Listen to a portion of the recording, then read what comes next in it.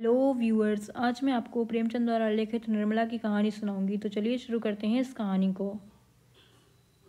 ही निर्मला को अपनी जिम्मेदारियों का एहसास हुआ। उसने अपने को कर्तव्य पर मिटा देने का निश्चय कर लिया। अब तक निराशा के संताप में उसने कर्तव्य पर ध्यान नहीं दिया था। उसके हृदय में विप्लव की ज्वाला सी दहकती रहती थी, जिसकी अथाह वेदना ने उसे संज्ञाहीन कर दिया था। अब उस वेदना का वेग शांत होने लगा। उसे ज्ञात हुआ कि मेरे लिए जीवन का कोई आनंद नहीं। उसका स्वप्न देखकर क्यों इस जीवन को नष्ट करूं। संसार में सबके सब प्राणी सुख ही सेज पर तो नहीं सोते। भी उन्हीं अभागों में से हूँ। मुझे भी विधाता ने दुख की गठरी ढोने के लिए चुना है। वह बोझ सिर से उतर नहीं सकती। उसे फेंकना भी चाहूँ तो भी नहीं फेंक सकती। उस कठिन भार से चाहे आंखों में अंधेरा सा छा जाए, चाहे गर्दन टूटने लगे, चाहे पैर उठाना दुस्तर हो जाए, लेकिन वह गठरी ढोनी ही पड़ेगी। उम्र भर का कैदी कहाँ तक रोएगा। रोए भी तो कौन देखता है। किसे उस पर दया आती है। रोने से काम में हर्ज होने के कारण उसे और यातनाएं ही सहनी पड़ती हैं। दूसरे दिन वकील साहब कचहरी से आए तो देखा निर्मला की साहस मूर्ति अपने कमरे के द्वार पर खड़ी है। वह अनिद्र छवि देखकर उनकी आंखें तृप्त हो गईं। आज बहुत दिनों के बाद उन्हें यह कमल खिला हुआ दिखाई दिया। कमरे में एक बड़ा आईना दीवार पर लटका हुआ था। उस पर एक पर्दा पड़ा रहता था। आज उस पर्दा उठा हुआ था। वकील साहब ने कमरे में कदम रखा तो शीशे पर निगाह पड़ी।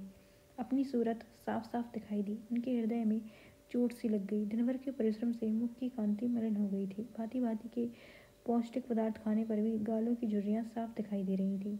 तोंद कसी होने पर भी किसी मुंहजोर घोड़े की भांति बाहर निकलती हुई थी। आईने के सामने किंतु दूसरी ओर ताकती हुई निर्मला भी खड़ी हुई थी। दोनों सूरतों में कितना अंतर था। एक रत्न जटित विशाल भवन, दूसरा टूटा फूटा खंडर। वह उस आईने की ओर देख न सके। अपनी यह हीन अवस्था उनके लिए असहनीय हो गई थी। आईने के सामने से हट गए। उन्हें अपनी ही सूरत देखकर घृणा होने लगी। वे फिर रूपवती कामनी का उनसे घृणा करना कोई आश्चर्य की बात न थी। निर्मला की ओर ताकने का भी उनमें साहस न हुआ। उनकी यह अनुपम छवि उनके हृदय का शूल बन गई। निर्मला ने कहा, आज इतनी देर कहाँ लगाई। दिन भर राह देखते देखते आंखें फूट जाती हैं।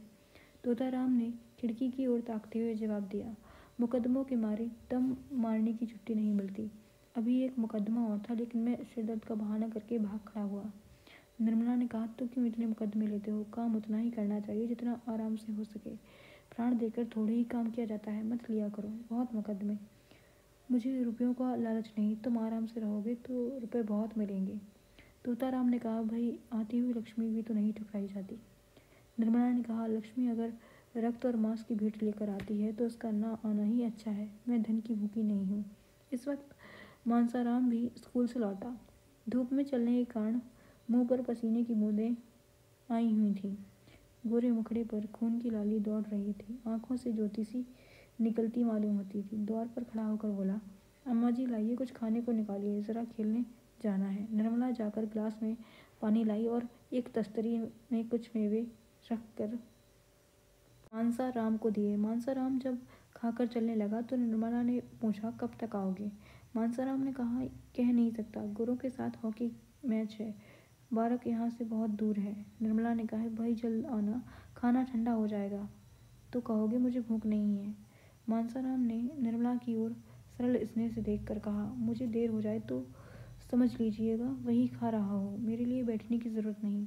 वह चला गया तो निर्मला बोली, पहले तो घर में आते ही ना थे। मुझसे बोलते शर्माते थे। किसी चीज़ की ज़रूरत होती थी तो बाहर से ही मंगवाते थे। जब से मैंने बुलाकर कहा तब से आने लगे हैं। तोताराम ने कुछ चिढ़कर कहा, यह तुम्हारे पास खाने पीने की चीज़ें मांगने क्यों आता है। यह दीदी से क्यों नहीं कहता। निर्मला ने यह बात प्रशंसा पाने के लोभ से की थी। वह यह दिखाना चाहती थी कि मैं तुम्हारे बच्चों को कितना चाहती हूँ। यह कोई बनावटी प्रेम न था। उसे लड़कों से सचमुच स्नेह था। उसके चरित्र में अभी तक बाल भाव ही प्रधान था। उसमें वही उत्सुकता, वही चंचलता, वही विनोद प्रियता विद्यमान थी और बालकों के साथ उसकी ये बाल वृत्तियाँ प्रस्फुटित होती थीं। पत्नी सुलभ ईर्षा अभी तक उसके मन में उदय नहीं हुई थी, लेकिन पति के प्रसन्न होने के बदले नाक भौं सिकोड़ने का आशय ना समझकर बोली, मैं क्या जानूँ उनसे क्यों नहीं मांगते। मेरे पास आते हैं तो दुत्कार नहीं देते। अगर ऐसा करूँ तो यही होगा कि यह लड़कों को देखकर चलती है। मुंशी जी ने इसका कुछ जवाब न दिया, लेकिन आज उन्होंने वकीलों से बात नहीं की, सीधे मानसाराम के पास गए और उसका इम्तहान लेने लगे। यह जीवन में पहला ही अवसर था जब उन्होंने मानसाराम या किसी लड़के को शिक्षा उन्नति के विषय में इतनी दिलचस्पी दिखाई हो। उन्हें अपने काम में सिर उठाने की फुर्सत ही न मिलती थी। उन्हें इन विषयों को पढ़े हुए लगभग 40 साल हो गए थे। तब से उनकी ओर आंख तक न उठाई थी। वह कानूनी पुस्तकों और पत्रों के सिवा और कुछ पढ़ते ही नहीं थे। इसका समय ही न मिलता था। पर आज उन्हीं विषयों में मानसाराम की परीक्षा लेने लगे। मानसाराम जहीन था और इसके साथ ही मेहनती भी था। खेल में भी टीम का कैप्टन होने पर भी वह क्लास में प्रथम रहता था। जिस पाठ को एक बार देख लेता था, पत्थर की लकीर हो जाती थी। मुंशी जी को उतावली में ऐसे मानव प्रश्न तो सूझे नहीं जिनके उत्तर देने में चतुर लड़के को भी कुछ सोचना पड़ता, और ऊपरी प्रश्नों को मानसाराम से चुटकियों में उड़ा दिया। कोई सिपाही अपने शत्रु पर वार खाली जाते देखकर जैसे झल्ला झल्लाकर और भी तेजी से वार करता है, उसी भांति मानसाराम के जवाबों को सुनकर वकील साहब भी झल्लाते थे। वह कोई ऐसा प्रश्न करना चाहते थे जिसका जवाब मानसाराम से न बन पड़े। देखना चाहते थे कि इसका कमजोर पहलू कहाँ है। यह देखकर अब उन्हें संतोष न हो सकता था कि वह क्या करता है। वह यह देखना चाहती थी कि यह क्या नहीं कर सकता। कोई अभ्यस्तक परीक्षक मानसाराम की कमजोरियों को आसानी से दिखा देता, पर वकील साहब अपनी आधी शताब्दी तो भूली हुई शिक्षा के आधार पर इतने सफल कैसे होते। अंत में उन्हें अपना गुस्सा उतारने के लिए कोई बहाना न मिला तो बोले, मैं देखता हूँ तुम सारे दिन इधर उधर मटर गश्ती किया करते हो। मैं तुम्हारे चरित्र को तुम्हारी बुद्धि से बढ़कर समझता हूँ, और तुम्हारा यूँ आवारा घूमना मुझे कभी गवारा नहीं हो सकता। मानसाराम ने बिना डरे कहा, मैं शाम को 1 घंटा खेलने के लिए जाने के सिवा दिन भर कहीं नहीं जाता। आप अम्मा या बुआ जी से पूछ लें, मुझे खुद इस तरह घूमना पसंद नहीं। हाँ, खेलने के लिए हेडमास्टर साहब आग्रह करके बुलाते हैं तो मजबूरन जाना पड़ता है। अगर आपको मेरा खेलना पसंद नहीं है तो कल से नहीं जाऊंगा। दोनों के बीच इसी तरह की बातें होती रहीं और अंत में तोताराम ने उसे हॉस्टल भेजने का निर्देश दे दिया। वह हॉस्टल जाने के लिए बिल्कुल भी उत्सुक नहीं था, लेकिन जब मुंशी जी ने यही बात कह दी और इसका कारण पूछा, सो वह अपनी जेब मिटाने के लिए खुश होकर बोला, मुंह क्यों लटकाऊं? मेरे लिए जैसे बोर्डिंग हाउस तकलीफ भी कोई नहीं, और हो भी तो उसे सह सकता हूँ। मैं कल से चला जाऊँगा। हाँ, अगर जगह खाली ना हुई तो मजबूरी है। मुंशी जी वकील थे, समझ गए कि लड़का कोई ऐसा बहाना ढूंढ रहा है जिससे मुझे वहाँ जाना ही ना पड़े और कोई इल्ज़ाम भी सिर ना आए। बोले, सब लड़कों के लिए जगह है, तुम्हारे लिए ही जगह नहीं होगी। मानसाराम ने कहा, कितने ही लड़कों को जगह न मिली हो और वे बाहर किराए के मकान में पड़े हुए हैं। अभी बोर्डिंग हाउस में एक लड़के का नाम कट गया था तो 50 अर्जियां उस जगह के लिए आई थीं। वकील साहब ने ज़्यादा तर्क वितर्क करना उचित नहीं समझा।